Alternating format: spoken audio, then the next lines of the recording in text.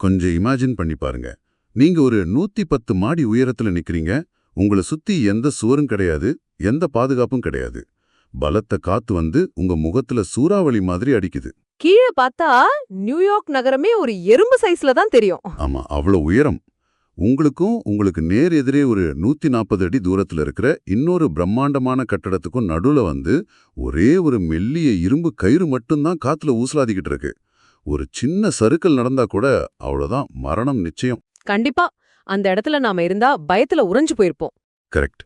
ஆனா அந்த இடத்துல ஒரு மனுஷன் கொஞ்சம் கூட பயப்படாம சிரிச்சுக்கிட்டே அந்த கயிற்று மேலேயே முழங்காலிட்டு கீழே தன்னை ஆச்சரியமா பார்த்துக்கிட்டு இருக்கிற மக்களுக்கு ஒரு சல்யூட் அடிக்கிறான். அவன்தான் பிலிப் பெடிட். 2015 வெளியான த வாக் படத்துல வர இந்த நிஜ நாயகனோட கதையத்தான் இன்னைக்கு நம்ம ஆழமான அலசல்ல பார்க்க போறோம். இது வந்து வெறும் ஒரு பில்டிங்ல ஏறின கதை கிடையாது. ஆமா, இது சாத்தியமே இல்ல அப்படின்னு உலகம் சொல்ற ஒரு விஷயத்த, ஒரு பைத்தியக்காரத்தனமான கனவை ஒரு தனி மனுஷன் எப்படி இன்ஜினியரிங் நுட்பங்களோடும் மன வலிமையோடும் நிஜமாக்குனா அப்படிங்கறத பத்தின ஒரு தேடல் இது. நேயர்களே, உங்க வாழ்க்கையில யாராவது எப்போவாவது இது உன்னால முடியாது அப்படின்னு சொல்லியிருந்தா, இல்ல நீங்களே ஒரு பெரிய கனவை நினைச்சு பயந்து ஒதுங்கியிருந்தா, இந்த அலசல் உங்களுக்கானதுதான். சரி, இந்த பிரம்மாண்டமான நியூயார்க் டவர்ஸ் கனவு எங்க ஆரம்பிக்குதுன்னு நினைக்கிறீங்க? நியூயார்க்ல கிடையாது, பாரிஸ் நகரத்தோட தெருக்கள்ல தான் ஆரம்பிக்குது. ஆமா, பாரிஸ்ல. பிலிப் அப்படிங்கிற ஒரு சாதாரண வித்தக்காரன் தெருக்கள்ல கருப்பு உடை போட்டுக்கிட்டு ஒரு சாக் பீஸை வச்சு தரையில ஒரு வட்டம் வரைவான். அந்த வட்டத்துக்குள்ள அவன் வித்த காட்டும்போது யாருமே உள்ள வரக்கூடாது. அப்படி ஒரு அமைதியான, ஆனா தன்னோட கலை மேல அதீத நம்பிக்கை கொண்ட ஒரு கலைஞன். அந்த வட்டம்தான் அவனோட உலகம். அதுக்குள்ள அவன் யாரையும் அனுமதிக்க மாட்டான். அந்த சின்ன சாக்பீஸ் வட்டத்துக்குள்ள அவன் எந்த அளவுக்கு சுதந்திரமா உணர்ந்தானோ அதே சுதந்திரத்தை தான் பின்னாடி அந்த வானலாவிய உயரத்திலையும் அவன் தேடினான். கரெக்டா சொன்னீங்க. அப்படியே போயிட்டு இருக்கும்போது தான் ஒரு நாள் அவனுக்கு பயங்கரமான பல்வலி வருது. ஒரு டென்டிஸ்ட் கிளினிக்ல வெயிட்டிங் ரூம்ல வலியால துடிச்சுக்கிட்டு உட்காந்துருக்கான். நம்ம ஊர்ல பல்வலி வந்தா எப்படா டாக்டரை பார்த்துட்டு வீட்டுக்கு ஓடுவோன்னு தான் நினைப்போம். ஆமா, அதுதான் இயல்பு. ஆனா அந்த வலியிலையும் கண்ணுல அங்கிருந்து ஒரு பத்திரிக்கை படுது. அதுல நியூயார்க்ல கட்டப்பட்டு வர்ற உலகத்தின் மிக உயரமான ட்வின் டவர்ஸ் பத்தின ஒரு கட்டுரை இருக்கு. அதை பார்த்த உடனே அவனோட வலியெல்லாம் மாயமா பறந்துடுது. ஒரு சின்ன பென்சிலை எடுத்து அந்த பத்திரிக்கையில இருந்த 2 கட்டடங்களுக்கு நடுல ஒரு கோடு வரைகிறான். நேர்களே, கொஞ்சம் யோசிச்சு பாருங்க. ஒரு மனுஷன் பல் வலிக்காக போய் உட்கார்ந்துருக்கான். அங்க போய் தன்னோட வாழ்க்கையோட லட்சியத்தையே கண்டுபிடிக்கிறான். அதுதான் அந்த ஸ்பார்க். சரி, இந்த பைத்தியக்காரத்தனமான கனவு வந்துடுச்சு. ஆனா வெறும் ஆசையை வச்சுக்கிட்ட 110 மாடி கட்டிடத்துல நடந்துட முடியுமா? அவனுக்கு டெக்னிக்கலா யாராவது ஒரு குரு தேவைப்பட்டார் இல்லையா? கண்டிப்பா. அங்கேதான் பாப்பாரோடி அப்படிங்கிற கேரக்டர் உள்ள வராரு.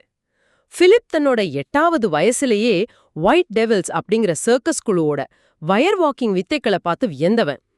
இப்ப அந்த குழுவோட சீனியரான பாப்பாரோடி கிட்ட வித்த கத்துக்க போறான். பாப்பாரோடி எப்படிப்பட்ட ஆளு? அவர் ஒரு மிகச்சிறந்த ஆசான். அவர் பிலிப்புக்கு கயிற்றுல எப்படி நடப்பது என்ற டெக்னிக்கை மட்டும் சொல்லிக் கொடுக்கல, அதைவிட முக்கியமான ஒரு உளவியல் பாடத்தை கற்றுக் கொடுக்கிறார். அதுதான் காம்ப்ளிமெண்ட், அதாவது பார்வையாளர்களுக்கு மரியாதை செலுத்துவது, அவங்கள மதித்து சல்யூட் செய்வது. நீ எவ்வளவு பெரிய வித்தக்காரனா இருந்தாலும் சரி, உன்னை சுத்தி நிக்கிற ஆடியன்ஸ் இல்லைனா அங்கே உனக்கு ஷோ கிடையாது அப்படின்னு பாப்பாரூடி ரொம்ப அழுத்தமா சொல்றார்.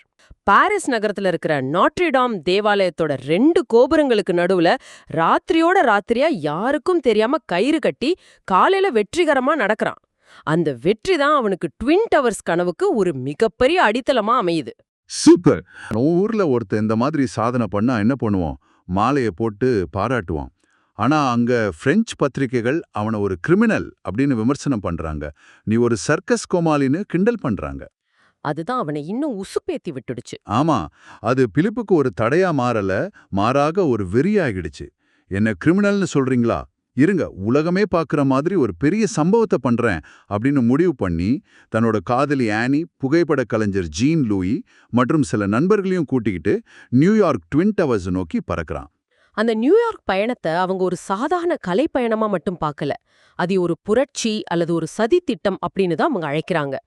பிலிப் பல மாறு வேஷங்கள்ல போய் அந்த ட்வின் டவர்ஸை உளவு பார்க்கறான். எப்படி உளவு பார்த்தான்? கட்டட வேலை செய்யறவங்க மாதிரி, பத்திரிகையாளர் மாதிரி, டெலிவரி பாய் மாதிரி உள்ளே நுழைஞ்சு செக்யூரிட்டி எப்படி இருக்காங்க, எலிவேட்டர் எப்ப வேலை செய்யும்னு இன்ச் பை இன்ச்சா நோட் பண்றான்.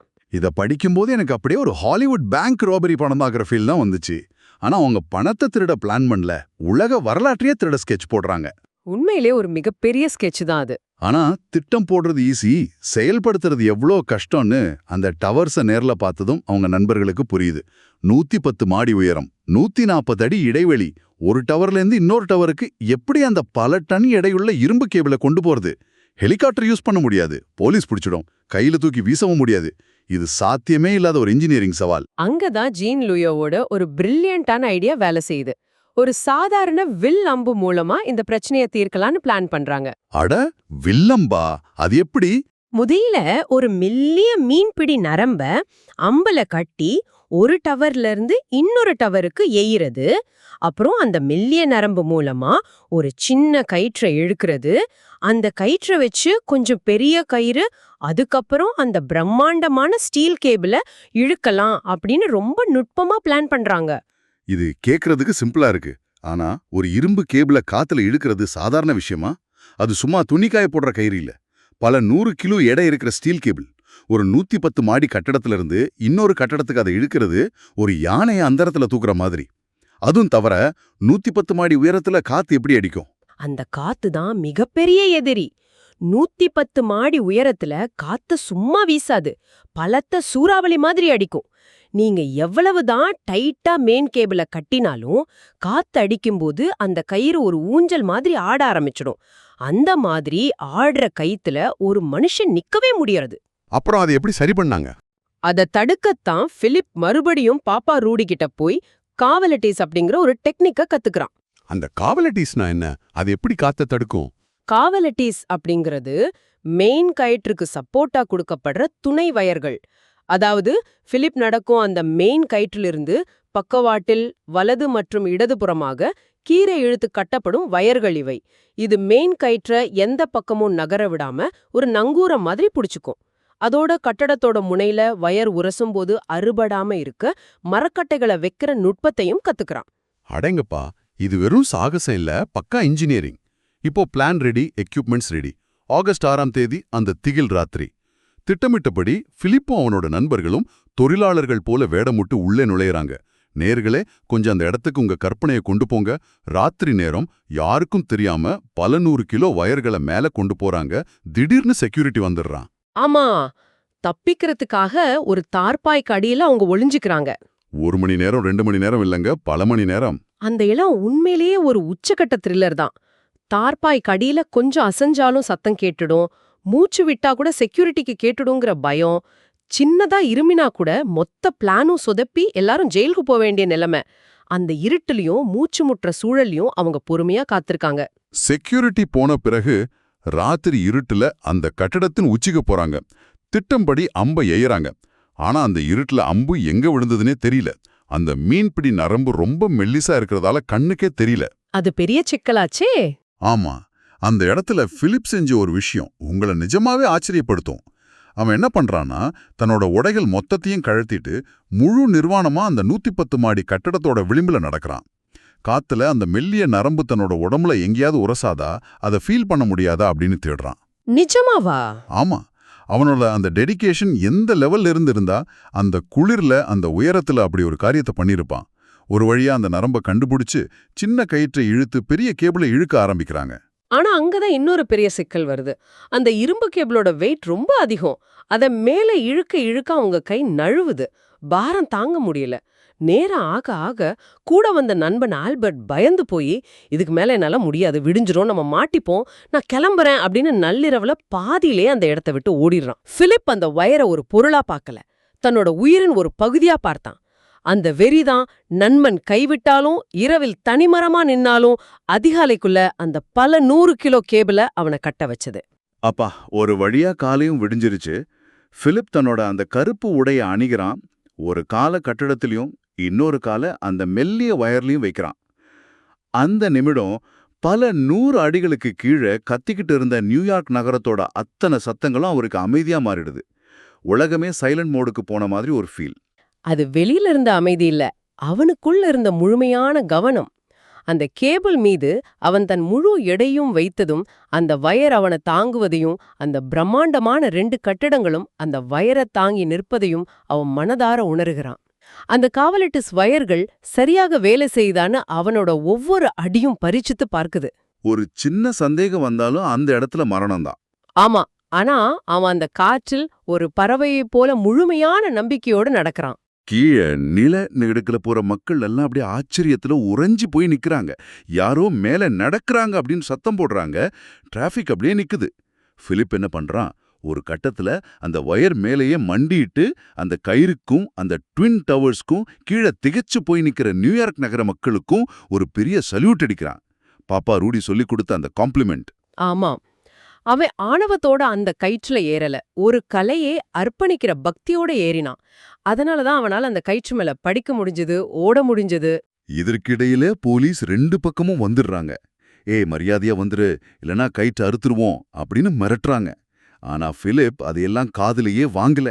அந்த 140 அடி தூரத்தை அந்த 11 மாடி உயரத்துல ரொம்ப அசால்ட்டா ரசிச்சு கடந்து தன் பணியை முடிக்கிறான். முடிச்சதும் போலீஸ் அவனை அரெஸ்ட் பண்றாங்க. ஆனா உலகமே அவனை ஒரு கிரிமினலா பார்க்கல.